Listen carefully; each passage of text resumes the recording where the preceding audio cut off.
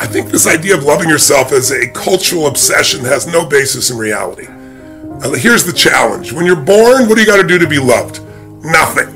Because your mother's on drugs, natural drugs, oxytocin. So you look like a lizard and she thinks you're beautiful. Right? You know, you're fat, you shit all over, you throw up, and you're still beautiful, right? For a while, you're unconditionally loved. And thank God, we wouldn't have survived otherwise. You know, I love women so much. I have so much respect for women, even more so going through birth again. No man will ever fully appreciate what a woman does or what a baby demands of a mother if you're breastfeeding and the energy and the no sleep. I mean, it's amazing what women do in our lives. But the point is, in the beginning, you gotta do nothing. And then the oxytocin wears off, and suddenly you do the same, scream or yell, throw your food, and now you get yelled at or hit, or the worst one of all, you get ignored. And then fear enters your body. And then the rest of your life, you're looking for, how can I get this unconditional love? And I remember in the beginning asking myself, because I studied all animals and what the level of dependency they have. And you know, human beings have the longest period of dependency for survival of any creature other than other primates. Whales will be dependent for a year, birds for a few weeks, and boom, get your ass out there and fly. You know, it's a different world. We have this long dependency. It's just the nature of how we are. And then I thought to myself, so why don't we just have unconditional love all the time? And I think my answer is because then you never grow or give anything to life. You think everything is about you. And unfortunately, there are a large population of kids that were raised in a generation of parents that were helicopter parents that thought everything should be about the child, and they wonder why they're selfish today. Or why they, don't seem to have great relationships where you got to be with somebody else, you got to put somebody else ahead of you. That's what love is. Love is putting somebody else ahead of yourself. Loving yourself usually comes for most human beings by starting to have a value and just appreciating people, not because of what they do, not because of what they have, just because you feel their essence. And it's easier to do that with somebody you love than it's with yourself, but when you start to with somebody else and you're not judging, you're truly loving them, then it's much more natural because you're already doing the loving. You're not getting it from somewhere else. Someone may say something, look at you a certain way as a trigger, but all love is self-love. This bullshit, I don't love myself. If you've ever been someone who felt loved, you loved yourself. They didn't love you. They said something, they did something with their eyes, and you used that as a trigger to release love inside of you. But loving yourself every moment, all the time, is not the secret to success. Having appreciation for yourself is different than constantly loving. Now, in the Bible, it says, love thy neighbor as thyself. So I think it's a worthy goal and it's useful, but most people are obsessed with it. And I think, get on about living a life that's meaningful and you'll love yourself. As long as you focus on you, you're not going to love you. Because the human brain is always looking for what's wrong, what to protect, what needs to be changed. It's a survival instinct. And so it's looking for things to fight or flight or try to freeze or pretend you're not there about yourself. But when you're in a bit of service, when you're trying to serve something more than yourself, that's when the higher part of your consciousness is there. That's when your heart is flowing. And when you're doing that, you're not thinking about you, and therefore you feel love. And I can tell you my own experience, no one else have to earn love with me, but my strategy has been, I got to earn my own love, right? I got to be worthy of my own love. I don't do that to somebody else. How do you do that? Well, by helping millions of people for 44 years, now I'm finally at the stage where, I fucking love myself. I'm out there, I enjoy myself, I appreciate it. But along the way, I've always earned it. Now, I don't think that's necessarily healthy or not, but I like what it's done with me. If I know people that just think they're God's gift to creation, and they don't add any value to any other human being, and they're assholes to be around. They love themselves. So I would challenge that whole belief system. I'd say it's appreciating yourself, it's loving the people around you, and the more you can unconditionally love others, the more you'll unconditionally love yourself. But trying to start with yourself, when you're not doing with others, forget it, it'll never happen. One of my favorite protocols is the daily nature walk. I love walking in the woods. I often listen to audiobooks in the woods. I call it reading while walking. Reading while walking. So I go to this place. It's sort of my creative forest. There's not a lot of people in there, and I walk for 1 hour. I breathe in the air. I look at the lush scenery. I listen to a different audiobook. It's almost like a walking meditation as well. Sometimes I don't listen to an audiobook, and I just walk, and I touch the earth. It's almost like I'm thanking the earth, connecting with the soil. Yes, I'm wearing shoes. I don't want to get too esoteric here, but there's a lot of really good research saying if you want to boost your immune system, You want to boost your happiness. You want to release serotonin and dopamine. You want to release the fear hormone called cortisol. Walk in nature. And so when I walk, I connect with nature. Happiness is one of the most studied areas of human endeavor in the history of the world. I mean, when you look at psychology and you look at philosophy, this is all I've been talking about for literally centuries. It's unbelievable. So we figured out the basics of happiness. It's that sometimes common sense isn't common practice.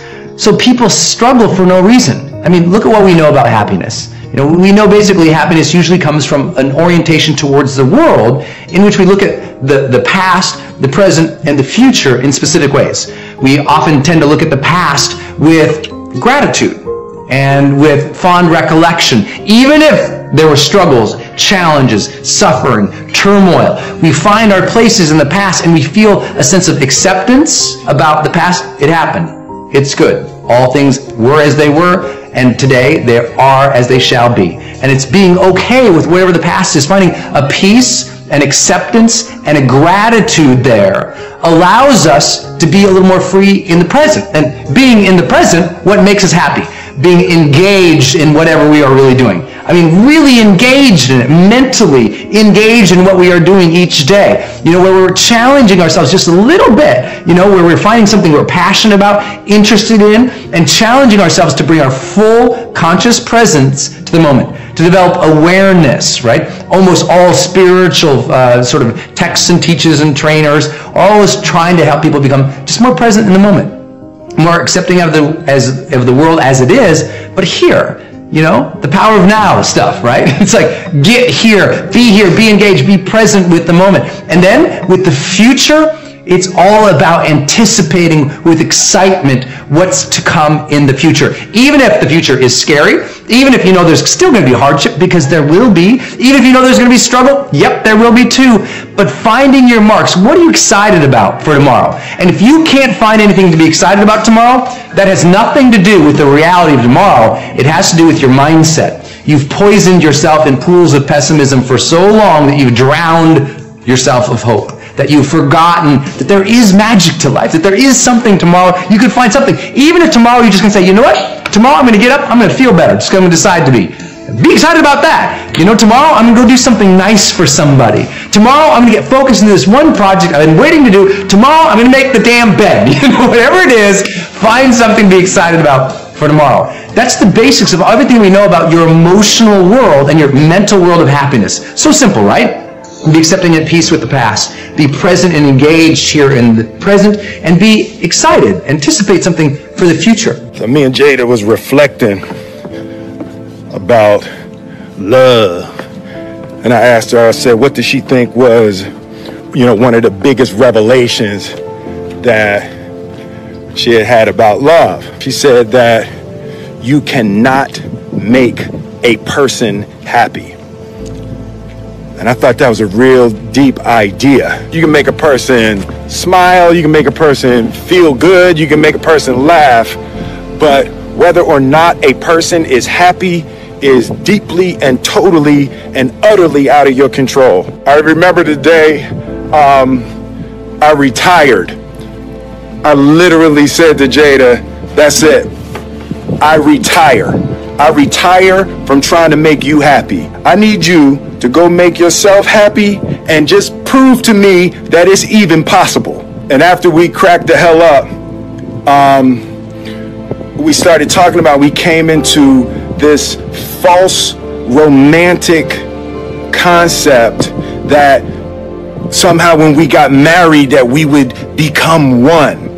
And what we realized is that we were two completely separate people on two completely separate individual journeys, and that we were choosing to walk our separate journeys together. But her happiness was her responsibility, and my happiness was my responsibility. And we decided that we were going to find our individual, internal, private, separate joy.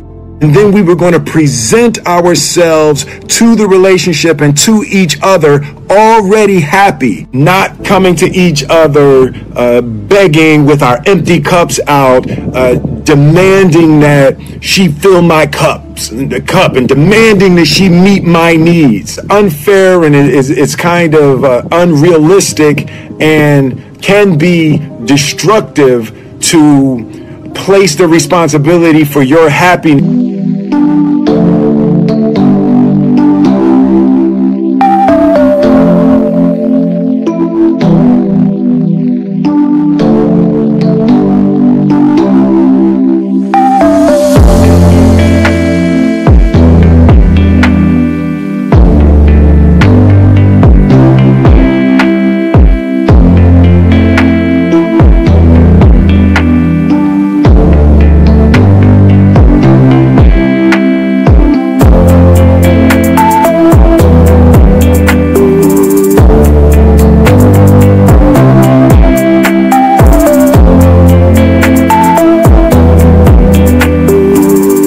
On anybody other than yourself. I have a philosophy about long-term relationships that isn't discussed very often. So for those of my friends that are in one that's, I don't know how long, but for some people long-term's a year, right? But for those of us that are in long-term relationships, I get asked often on shows, hey, what are one of the keys that I would not normally hear about that create a relationship that is still doing what you said earlier, which is so wonderful, where there really is this observation, there's separation, there's growth happening.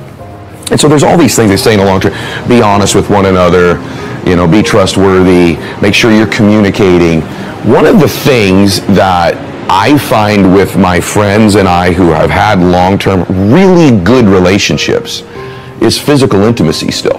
And real attraction to one another physically. If everyone says, I want to marry my best friend, which you do, but you have a lot of friends, and you don't need to be married to all of them. And one of the things I see in relationships is they start out where there's this physical chemistry, and I know relationships ebbs and flow. I'm not just talking about sex. I'm referring to physical touching and intimacy.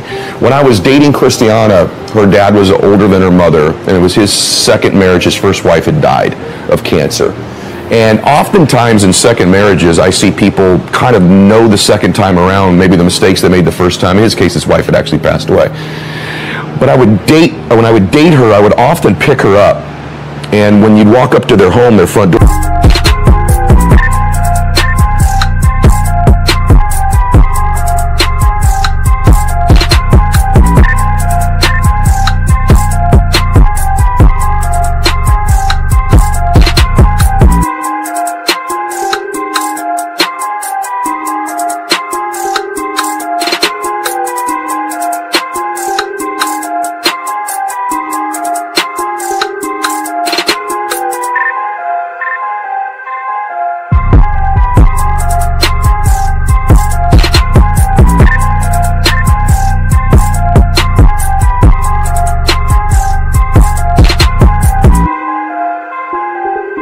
when I knocked to come get her, you could see into their living room.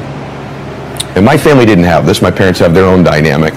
But I would go to the front door, and more times than not, Matthew, more times than not every time, on a Saturday night I'd come to pick up my girlfriend for a date, I could look into the living room and the TV would be off.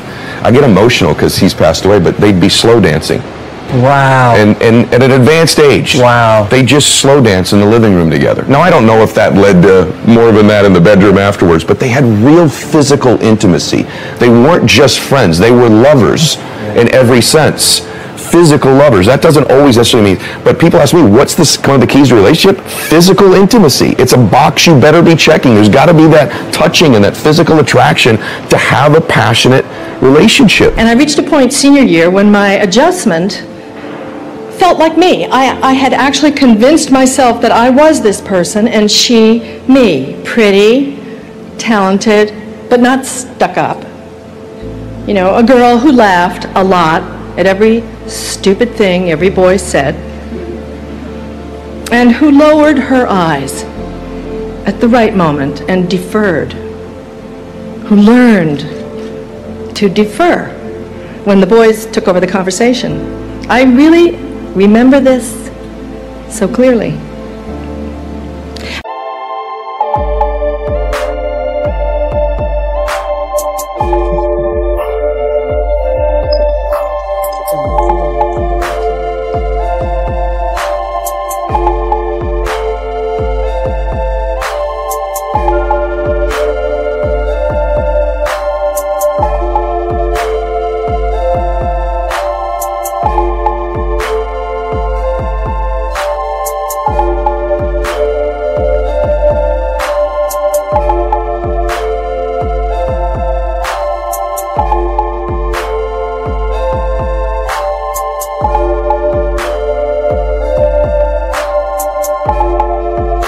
And I could tell it was working. I was much less annoying to the guys than I had been. They liked me better, and I liked that. This was conscious, but it was at the same time motivated and fully felt. This was real acting. I got to Vassar, which 43 years ago was a single-sex institution, like all the colleges in what they called the Seven Sisters, the female Ivy League. And I made some very quick but lifelong and challenging friends.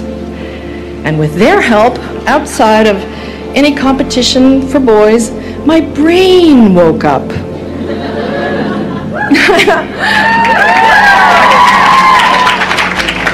I got up and I got outside myself, and I found myself again. I didn't have to pretend. I could be goofy, vehement, aggressive, and slovenly, and open, and funny, and tough, and my friends let me. I didn't wash my hair for 3 weeks once. They accepted me like the Velveteen Rabbit. I became real instead of an imaginary stuffed bunny.